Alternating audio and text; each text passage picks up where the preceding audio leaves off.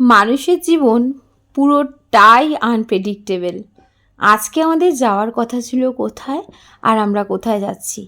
আজকে আমাদের যাওয়ার কথা ছিল একটু out of Kolkata, out of town, একটু বাইরে কিছু নিরিবিলি পরিবেশের মধ্যে কিছুটা সময় কাটানোর জন্য। কিন্তু যাইনি। আমরা এখন চলে যাচ্ছি কলেজ স্ট্রিটে। আমার মেয়ে তো এই বছর 9-এ উঠে গেল, তো বুক লিস্ট দেওয়া হয়েছে। তো সমস্ত বইপত্র আরও যা যা ওর স্টেশনারি আছে সেগুলো সব কিনতে হবে কিছু কিছু। তো কোথা থেকে কিনবো, সবার মতন আমরাও দৌড়ালাম কলেজ স্ট্রিটে। কলেজ স্ট্রিটে আমার খুব একটা যাওয়া আসা নেই। হ্যাঁ, রঞ্জিতের সাথে কয়েকবার গেছি, এই মেয়ের বই টই কেনার জন্যই গেছি। এমনিতে এখানে খুব একটা আমার যাওয়া আসা নেই। একবার খুব সাহস করে আমি একা শিয়ালদা এনআরএসে দেখাতে গেছিলাম, তখন ওখান থেকে একা একাই আমি কলেজ স্ট্রিটের বাস ধরে প্রথম আমার কলেজ স্ট্রিটে আসা। তখন আমি কলেজ স্ট্রিটের অলিতে গলিতে একটা জিনিস খুঁজে বেড়াচ্ছিলাম, সেটা হচ্ছে আমার কলেজ। হ্যাঁ, আমি যখন রেগুলার ছিলাম তখন তো আমার কলেজ যাওয়া হয়নি। কোন কলেজে অ্যাডমিশান নিয়ে নিজের পড়াটা কমপ্লিটেড করব, সেজন্য একা একা অঝোর বৃষ্টির একটা দিনে এই কলেজ স্ট্রিটের নানান অলিতে গলিতে আমি ঘুরে বেরিয়েছিলাম। দিশাহীনের মতন খুঁজছিলাম যে কোথায় যাব, কার সাথে কথা বলবো, আর কিভাবে অ্যাডমিশান নেব। সেই দিনগুলো মনে পড়লে নিজের ওপর নিজের খুব একটা প্রাউড ফিল হয়। হ্যাঁ, খুব একটা বড় তীর আমি মারিনি, কিন্তু আমার সেই সময় শারীরিক অবস্থা খুব খারাপ ছিল। আমার মেয়ে তখন হয়েও গেছিলো, একটা সংসার জীবনের মধ্যে চলে গেছিলাম। আর একা একা ওইভাবে হুট করে এসে একটা জীবনের গতিকে হুট করে পাল্টে ফেলার মধ্যে আমি মনে করি আমি নিজেকে গর্বিত মনে করি। সেটা নিয়েও একটা ছোট্ট ব্লগ আসবে তোমাদের সামনে খুব তাড়াতাড়ি, সেটা তোমাদের সঙ্গে আমি শেয়ার করে ফেলবো। কেনাকাটি মোটামুটি হয়ে গেছে, এবার বাড়ির দিকে রওনা দিচ্ছি। কিন্তু আমার হয়ে গেছে শরীরটা খারাপ। আমার বেশ কয়েকদিন ধরে প্রেশারটা খুব হাই হয়ে আছে। অতগুলো রাত্রি যদি পরপর জেগে থাকি তাহলে শরীর তো খারাপ হবেই। প্রপার মানুষের দিনে 7-8 ঘন্টা ঘুম দরকার, রেস্ট দরকার, মানসিক শান্তিও তার সাথে দরকার। সব কিছু উজাড় করে দিয়ে যদি অন্য কিছুর দিকে ছুটি তাহলে একটু তো নিজের দেহর ক্ষান্তি হবেই। সেটাই হচ্ছে। একটু অসুস্থ আছি, ও আবার আমি নিজেকে হিল করে নেব, ওটা আমার অটোমেটিক হয়ে যায়। তারপরে আর সব তো আছেই। আর সব বলতে মানসিক জোরের কথা বলছি, নিজের ইচ্ছা শক্তির কথা বলছি।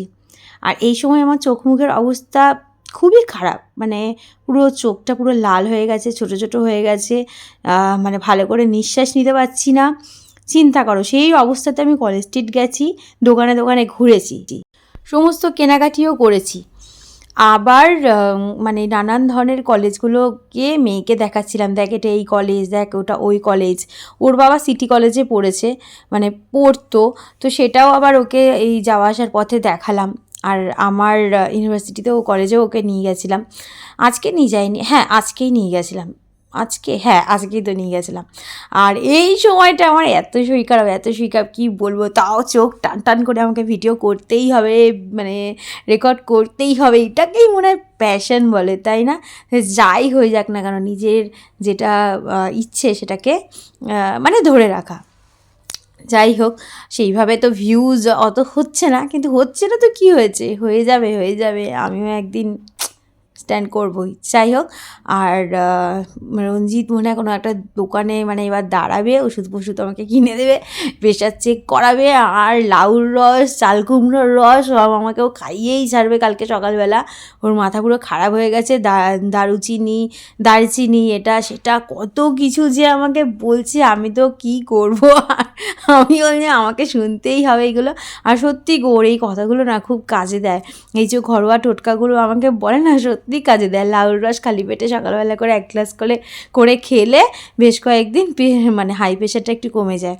আর দেখো, কাজকর্ম অফিস সেরে রাত্রিবেলা আমি আবার চলে এসেছি শীতের মেলায়, বেলেঘাটা সিআইটি মোড়ে, যেটা 2 থেকে 5 তারিখ অবধি ছিল। আবার ঘরে গিয়ে জিনিসপত্র রেখেছি, আবার মেয়েকে নিয়ে বেরিয়েছি, মেয়েকে নিয়ে আবার এখানে এসেছি, এসে এই সমস্ত করছি। যাই হোক, শীতের মেলা আমার মেয়েকে মনে হয় কোচিনেও নিতে গেছিলাম। ও না, ঘরে যাইনি, মেয়েকে কোচিন থেকে নিয়ে এখানে চলে এসেছিলাম। তো এর আগের দিন একদিন এসেছিলাম, এসে মেয়েকে নিয়ে আবার মেয়েকে একটা গিফট দিয়েছি, সেটা কিনতে নিয়ে গেছিলাম।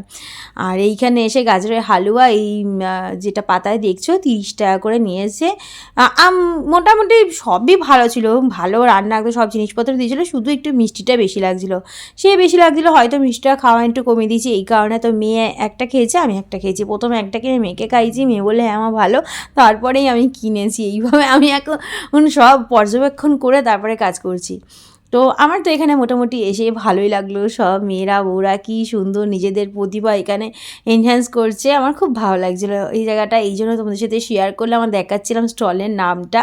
তো এই বছর তো হয়ে গেল, আসছে বছর যদি আসে এই মেলা আবার এখানে হয় বা অন্য কোথাও হয়, তোমরা কিন্তু অবশ্যই ভিজিট করো। আমার তো ভালোই লেগেছে, দু একটা জিনিস আরও কিনেছিলাম, ঠাকুরের জন্য কিনেছিলাম, ওইগুলো সব ইউজ হয়ে গেছে, আবার কিনলে যদি তোমাদের সাথে শেয়ার করবো।